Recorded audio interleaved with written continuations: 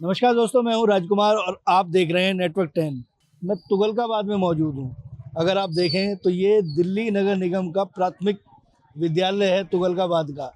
ये गांव जो है ये बहुत हिस्टोरिकल गांव है। पहाड़ के ऊपर ये गांव बसा हुआ है तुगलकाबाद।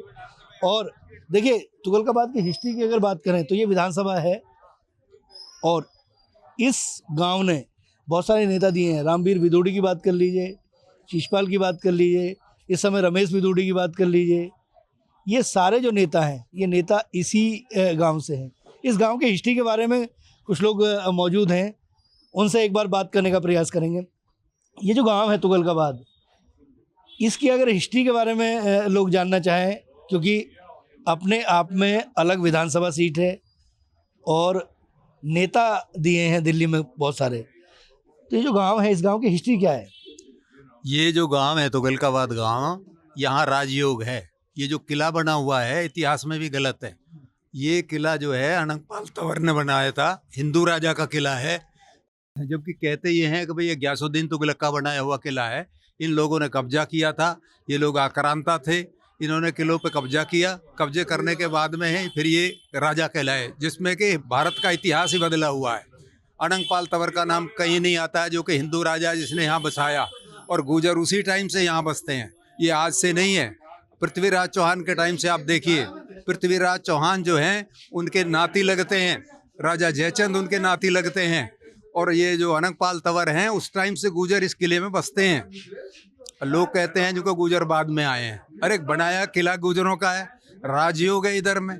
जब किला हमारा है तो हमारे लोग नेता भी आएंगे इसमें। आर्मी में आपने देश की सेवा की है, आप भी इसी गांव से ताल्लुक़ रखते हैं। ये जो गांव है, ये गांव मैं तो आज आया तो मुझे पता लगा कि इस तरीके की चीज़ें भी हैं कि हिस्ट्री मतलब 30,000 वोट एक गांव की हों तो विधानसभा जो है, मुझे लगता है उसके आसपास का जो दौर है वो यही घूमता है। लेकिन आपने क्योंकि देश के लिए काम किया है, आर्मी में गए। आर्मी में जाने का मकसद क्या था आपका, मतलब क्या विचार थे? देश सेवा के लिए, देश सुरक्षित रहे हमारा। और अभी जो देश सुरक्षित है वो मोदी जी के हाथों में है। देखिए, पर्यावरण की बात करिए, कहीं भी किसी तरह की बात करिए, इस मुद्दे पे वो बात ही नहीं करता है। इसने एक फ्री का ऐसा चक्कर चलाया कि लोगों को बेरोजगारी की तो बात नहीं करता है। और ये तुगलकाबाद अनंगपाल जो है, दो भाइयों के किला बनाए हुए हैं राजा महाराजाओं का। और ये जो हिस्ट्री में जो चेंज कर दिया हमारा, आज भी आप इस किला बोलते हैं इसको, ये किला नहीं है एक्चुअली। आप जाइए बाहर की तरफ देखिए, लेफ्ट साइड में जब जाएंगे मेहरौली की तरफ तो मंदिर है, मंदिर के ऊपर कलश और कमल का फूल है। पर ये लोगों ने आके जब इनका राज हुआ मुस्लिम राज, तो इन्होंने चेंज कर दिया। जो किले के इन्होंने सबसे जो ज़्यादा उसी को इन्होंने वो बना दिए। आपकी आर्मी में क्या उपलब्धियां रही, क्योंकि आप तो रिटायर हो गए, अब आपने काम किया होगा लंबे समय तक, क्या उपलब्धियां रही? उपलब्धियां पहले हमारे जवानों को जो है लेह लद्दाख ग्लेशियर वगैरह में जाते थे, अरुणाचल प्रदेश में जाते, चाइना बॉर्डर, वहाँ हमारे पास कपड़े भी नहीं होते थे ढंग के, जूते नहीं होते थे। हमारी 62 की जो लड़ाई हुई थी वालंग में, अरुणाचल प्रदेश में है, तो 62 की लड़ाई बहुत वो थी। उसमें क्या है कि हमारे पास हथियार भी नहीं थे। और हमने 1 महीने तक, नवंबर में वो लड़ाई शुरू हुई, 1 महीने तक चाइना को हमने बिगर हथियारों के, बहुत कम हथियारों से, जबकि वो हमसे बहुत ज़्यादा आ गए थे, 1 महीने तक अरुणाचल प्रदेश में वालंग डिस्ट्रिक्ट में ही रोक के रखा उसका। अगर वो हमारे पास हथियार नहीं थे पर जज्बा, जोश और जज्बा था, अगर उसको नहीं रोक पाते वो हम, तो आज वो कन्याकुमारी तक वो राज होता चाइना का। आपने भी कोई लड़ाई लड़ी है? नहीं, हमने लड़ाई नहीं लड़ी। तुगलकाबाद जो है एक पॉलिटिकल गांव है राजनीतिक रूप से। रामवीर विदुड़ी, रमेश विदुड़ी, शिषपाल, उसके अलावा भी कुछ राजेंद्र विदुड़ी, वो राजस्थान से चुनाव लड़ते, कांग्रेस के टिकट से 2 बार के एमएलए रहे हैं वो। और कौन कौन से नेता रहे हैं आगे? नेता तो यहाँ बहुत हैं, यहाँ पार्षद भी बतेरे रहे हैं, छोटू राम रहा, बिमलेश रहे हैं, टीटू पार्षद रहे हैं।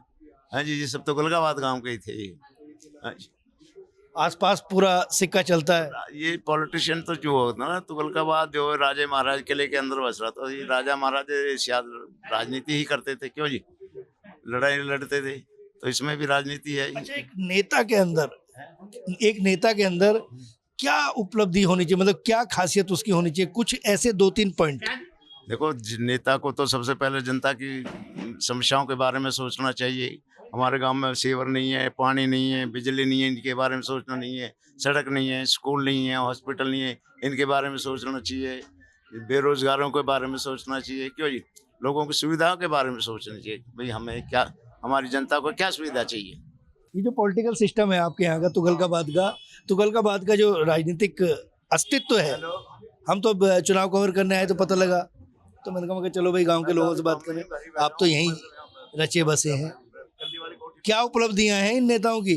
ऐसे ऐसे रोड तो मैंने जिंदगी में कितने इलेक्शन देख लिए, ऐसे रोड और ऐसे गंदगी हमने नहीं देखी। कूड़े के ढेर लग रहे हैं, बहुत बुरा हाल है गाँव है। सड़क में है या तो गड्ढा है, सड़क में गड्ढा है, ये कुछ पता ही नहीं लग रहा है क्या है। सुधार कैसे हो? सुधार, बदलाव बदलाव बदलाव चाहती है दुनिया, बदलाव चाहती है भैया जनता। हाँ जी, ये जो चुनाव है, ये चुनाव कुछ कह रहा है? बदलाव चाह रहा है कि फिर से एक बार बदलाव हो।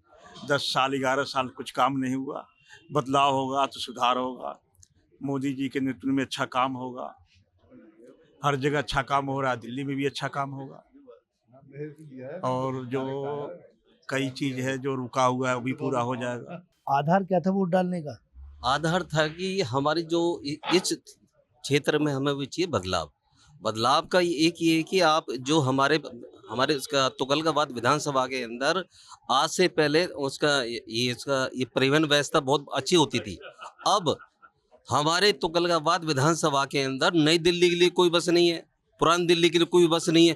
पहले यहाँ से उसका पुरानी दिल्ली जाती थी, नई दिल्ली जाती थी, कालकाजी जाती। अब यहाँ जो उसका ये परिवहन व्यवस्था है, पूरी तुगलकाबाद विधानसभा की बात कर रहा हूँ, इसके अंदर परिवहन व्यवस्था है ही नहीं।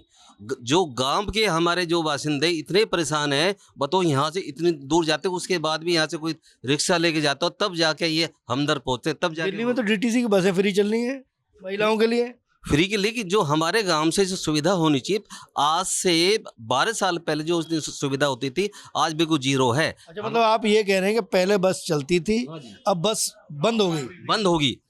हमारे यहाँ 412 आती थी, F2 आती थी, उसका ये 7 आती थी, 442 आती थी, वो सब बंद हैं परिवहन व्यवस्था। उसके बाद आप ये जो रोड की व्यवस्था है बिल्कुल दयनीय है, दुनिया भर के गड्ढे हैं। उसके बाद पानी की जो व्यवस्था है बिल्कुल दयनीय है, टैंकर माफिया होते हैं, हम आपके उनके पास जाएंगे तो पानी आएगा, अदरवाइज नहीं आता। आज से 12 साल पहले पानी की व्यवस्था बहुत अच्छी थी, घर घर में पानी आता था। इस समय पानी कोई सुविधा नहीं है। देखो भैया, नेता तुगलकाबाद का इतिहास आपने जान लिया, नेताओं से क्या अपेक्षा है ये भी जान ली, लेकिन निश्चित तौर पर देखो अगर नेता बनना है तो जनता के बीच में तो रहना पड़ेगा। कैमरा पर्सन अमित के साथ राजकुमार चौधरी, नेटवर्क 10, तुगलकाबाद, दिल्ली।